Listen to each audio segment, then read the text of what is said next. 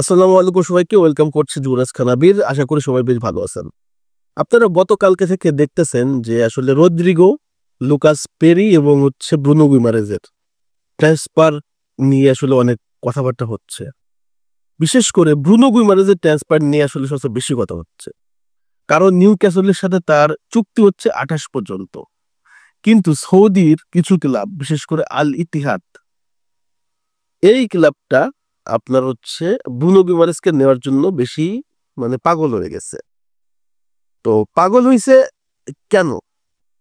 তারা সব সময় আসলে আমার কাছে মনে হয় তাদের ধান্দা হচ্ছে ইউরোপের ফুটবলটা নষ্ট করা। সৌদি প্রো লিগের ধান্দা হচ্ছে টোটাল ইউরোপের ফুটবলের ফিলোসফিটা, টোটাল প্ল্যানটাই চেঞ্জ করা এবং কিছু কিছু প্লেয়ারের অল্প বয়সের টাকার লোভ দেখায় ক্যারিয়ারটা ধ্বংস করে দেওয়া হচ্ছে। সবচেয়ে বড় পায় তারা এই সৌদি আরবের সৌদি প্রো লিগের। এখন যেহেতু ব্রুনো গুইমারেজ আছে চুক্তিতে নিউ ক্যাসেলে এবং তারা পিছনে লেগেই আছে, একের পর এক কন্ট্যাক্ট করতেছে তার ব্রুনোর সাথে, ব্রুনোর এজেন্টের সাথে, সৌদি প্রো লিগের ক্লাব আল ইতিহাদের প্রতিপক্ষরা। এবং এখানে যেহেতু চুক্তিবদ্ধ 28 পর্যন্ত, যদি কখনো ব্রুনো গুইমারেজকে তারা সেল করে দেয় তাহলে কিন্তু তাদের 120 মিলিয়নের উপরে 128 মিলিয়ন মতো তাকে কি করতে হবে, রিলিজ করে দিতে হবে।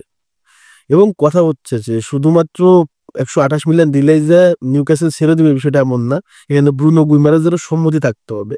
ব্রুনো গুইমারেজ তো হুট করে একটা ক্লাবে চলে যাবে না, সৌদি প্রো লিগে চলে যাবে না, কারণ তার ফিউচারটা ওয়েট করতেছে। ব্রাজিলের আগামী দিনে ভবিষ্যৎ হচ্ছে ব্রুনো গুইমারেজ। তো এটা নিয়ে আপনারা অনেকে হতাশ, বা ব্রুনো গুইমারেজ কি আসলে সৌদিতে চলে যাবে কিনা। আপনাদের এটুকু আমি ইনশিওর করতে পারি যে আমি ব্রুনো গুইমারেজের মনের কথা তো বলতে পারি না, তবে এইটুকু আমার কাছে যেটা মনে হয় যে ব্রুনো গুইমারেজের কাছে এর চেয়ে ভালো ভালো অফার ইউরোপ থেকে আছে। সো এই মতে টাকার জন্য হয়তো বা সে কখনো, আমার কাছে মনে হয় না যে সে ইউরোপ ছেড়ে সৌদিতে যাবে। সো এই যে নিউজটা আসছে এটা অবশ্য অথেন্টিক, কিন্তু এটা ঘটার সম্ভাবনা একদম নাই বললেই চলে। এবার লুকাস পেরির সাথে অনেকগুলো ক্লাবেরই আসলে নেগোসিয়েশন হয়েছে। সেটা হচ্ছে বিশেষ করে তুর্কির ক্লাব, আপনার ফেনেরবাস, তারপর আপনার আবার কিছু নেদারল্যান্ডের ক্লাব ফেনুর্দের সাথে কথাবার্তা হচ্ছে। তবে যতটুকু কারেন্ট নিউজ সেটা হচ্ছে লুকাস পেরি সম্ভবত ইতালিয়ান ক্লাব রোমাতে যেতে পারে এবং রোমার সাথে তার মোটামুটি নেগোসিয়েশন হয়ে গেছে।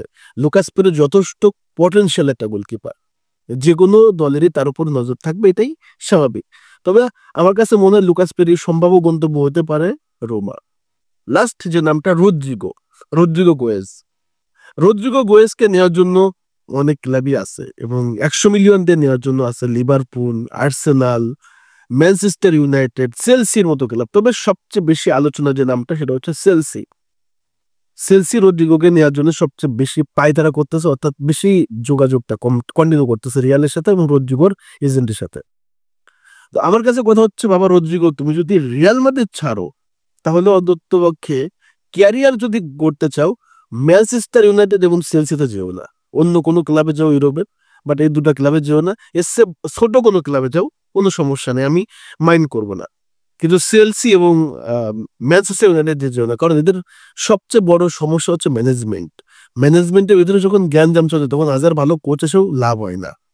ম্যানেজমেন্ট পরিবর্তন হলে কোনো লাভ হয় না, মালিকানা পরিবর্তন হলে বিভিন্ন তালবাহানা, একের পর এক কোচ চেঞ্জ, না আছে কোনো প্ল্যান, না আছে কোনো ফিলোসফি। সিটি একের পর হারার পরও গার্দিওলার উপর তাদের ওই বিশ্বাস এবং তাদের প্ল্যান কিন্তু পারফেক্টলি আগাচ্ছে। তারা গত সিজনে কোনো ট্রফি পায় না, বাট তাদের প্ল্যানটা পারফেক্টলি আগাচ্ছে। তাই মনে করি যে রদ্রিগো যদি যায় সিটি এবং আর্সেনাল, লিভারপুলে যেতে পারে, কিন্তু চেলসিতে এবং ম্যানচেস্টার ইউনাইটেডে যেও না। এটা হচ্ছে আমার কাছে আলোচনা এবং আমার কাছে রিকোয়েস্ট, বা আমার রিকোয়েস্ট। আপনাদের মতামতটা কি যে ব্রুনো গুইমারেজ এবং লুকাস পেরি এবং রদ্রিগোর সম্ভাব্য গন্তব্য কোথাও হতে পারে, এবং আপনারা আসলে একমত কিনা আমার সাথে অবশ্যই কমেন্টস করে জানিয়ে দেবেন। সবাইকে ধন্যবাদ। আসসালামু আলাইকুম।